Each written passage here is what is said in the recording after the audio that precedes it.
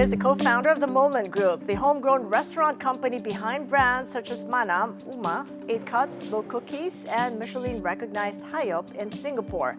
Now, with a portfolio of nearly 80 restaurants, she and her partners now navigate tough headwinds, from a slower-growing economy to potentially faster inflation stoked by higher oil. With us now for more is Moment Group co-founder Abba Napa. It's good seeing you, Abba, and welcome to the program. Thank you, Kathy. I'm very happy to be here and talk about food and the dining scene. Indeed, food are really a nice go-to. And congratulations, a belated congratulations to the Michelin recognitions. 2025 was a milestone year, would you say, for Moment Group? No, it was. Thank you very much. How is 2026 looking on the ground for you and your nearly 80 restaurants? Yes, I think we come into 2026 in a steady state. You know, we're very stable, I believe. In the 14 years that we've been in the industry, albeit it's a short history, we've seen same shop performance metrics never retreat, never reverse. We're always growing year on year. And I think that speaks to the brands that we've created being relevant to the Filipino diner. And so we approach 2026 despite the current headwinds, despite the volatility globally right now. We approach it with, I would say, a heightened sense of discipline more than any kind of apprehension. The Middle At East, least at the moment. Yeah, at the moment, as Moment Group would say. Yes. The Middle No pun East intended. conflict, yes, is not a geopolitical concern, but really something of an economic concern, an economic shock that we all face given the Definitely. prospect of higher oil. Yes. And that takes us down to costs. So Yes, if definitely. we break that down to how you're re-strategizing around the prospect of possibly more expensive raw materials, Yes. what is Moment Group doing right now to prepare for the worst? So I think that it depends on, I think a business model is resilient also depending on your perspective. My partners and I have always taken a very long view on Moment and our portfolio of brands that we've created and our industry in general. And when you take a look at it that way, you don't immediately take a look at your cost centers and look at protecting the margins of today.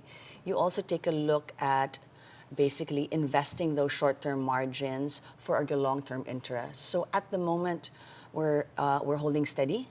We're trying to understand if any economic pressures with regards to input costs or maybe even consumer spending behavior will compress margins for a extended period, and from there we'll make moves. When you say hold steady, does that mean putting on hold the launch mode that you've been in and just sweating the assets and making sure that everything works out, especially as you've expanded in Singapore and Cebu? Yes. So I personally believe that when you're creating an organization and a business that you believe is going to be evergreen, and for us that means creating a brand and an organization that is going to outlast us as founders and be something multi-generational, you should not freeze capital allocation in uncertain times. You should just become, I would think, more precise and probably more disciplined about it.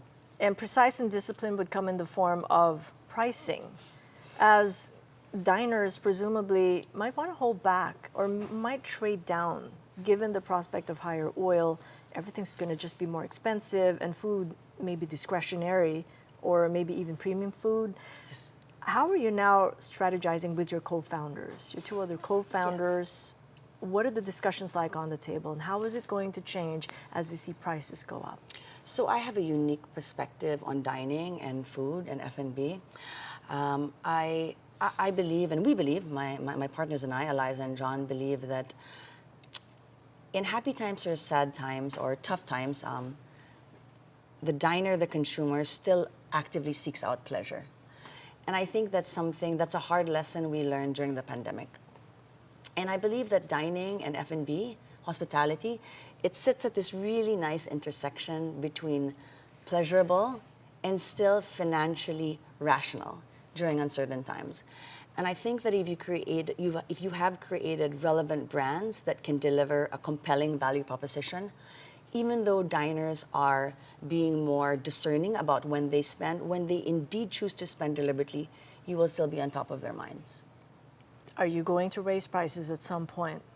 I think the question of raising prices is really dependent on the intensity of the pressures.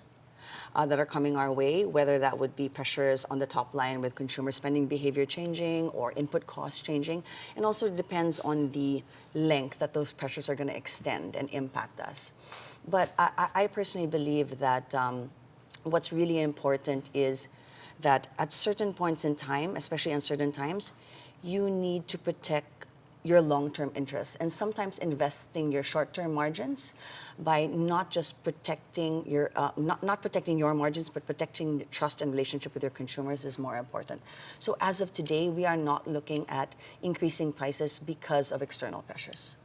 We have about a minute to go, and I wanted to reference COVID-19 because that really knocked down the restaurant industry, and you just held in there. What sort of lessons can you draw from what appears to be the most difficult point in your 14-year history as restaurateurs? I think that what we learned was it was important to lean in to the fact that Eli, John, and I really have a long view on our business, our portfolio of brands, and our industry, which is the Philippine dining scene. And when you have a long view on things, you don't just look at making decisions to protect quarterly optics or today's revenue and margins. You really take a look at investing your short-term margins and protecting your long-term gains. And we did that during the pandemic. We did not instinctively cut first. We instinctively looked to do what we do, I guess, most naturally, which is to create. We went back to the drawing board.